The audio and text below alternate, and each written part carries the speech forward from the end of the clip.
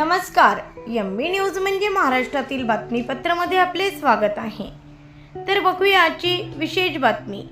राष्ट्रीय महामार्ग क्रमांक 6 अमरावती नागपूर महामार्गावर गुरुकुंज मोजरी समोर नागपूर दिशेने आशीर्वाद बार अँड रेस्टॉरंट जवळ अमरावतीकडून भरधाव वेगाने येणाऱ्या स्कॉर्पिओ या चारचाकी वाहन क्रमांक MH27 DL 6262 दुचाकी वाहनाला धडक दिल्यामुळे दुचाकी चालकाचा जीव गेला असून दुचाकी वाहन क्रमांक MH27 AR 8727 हा असून मृतक व्यक्तीचे नाव रामभाऊ शेषराव साबळे हे आहे। त्यांचे वय 78 असून ते गुरुदेवनगर मोजरी येथील आहे। ही घटना दिनांक 3 एप्रिल 2025 रोजी दुपारी 1च्या दरम्यान घडली। घटनास्थळी तिवसा पोलीस।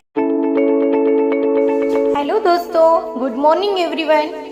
जहाँ अनुशासन होता है वहाँ कामयाबी होती है और जहाँ कामयाबी होती है वहाँ अनुशासन होता है। यहाँ टारगेट इंस्टीट्यूट तथा मोशन कोटा की शुरुआत की वजह ही ग्रामीण एरिया के बच्चों के सपने साकार हो, यही हमारा सपना है।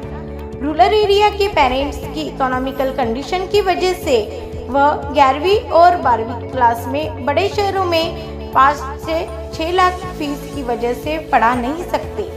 इसीलिए हमने होशियार और होनहार बच्चों के लिए बहुत ही कम फीस में मोशन कोटा जैसी नेशनल इंस्टीट्यूट की शुरुआत टारगेट इंस्टीट्यूट चांदूर रेलवे से की है। इसीलिए बहुत सारे बच्चे हमारे साथ जुड़कर कामयाबी की ओर बढ़ रहे हैं। मेरी सभी चांदूर रेलवे और चांदूर रेलवे तालुका की पेरेंट्स को नम्र विनंती है कि आप भी हमारे साथ जुड़कर अपने बच्चों का भविष्य उज्जवल बनाएं।